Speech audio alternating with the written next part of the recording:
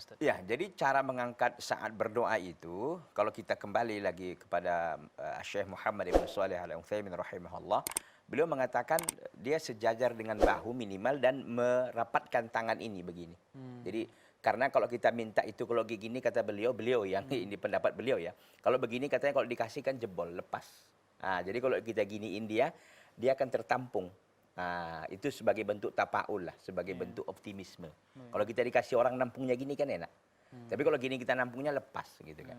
Itu apa namanya ini pendapat beliau rahimahullah rahmatan wasi'an. Jadi berdoa itu adabnya itu dikumpulkan dua tangan dan sejajar dengan bahu.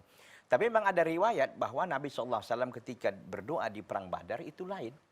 Itu sampai selendang beliau kan jatuh karena bersangatan. Makanya di sini sebenarnya kalau dia dalam keadaan normal, dalam keadaan normal itu begini, dalam artian seperti ini. Tapi kalau dalam situasi genting kita tahu kan perang Badar ini kan perang yang pertama dalam Islam dan beliau pun sampai berdoa kalau ya Allah in tuhlak hadhil usbah, kalau seandainya umat yang kecil ini dihancurkan maka nggak ada lagi yang, karena di situ awal-awal sekali kan begitu.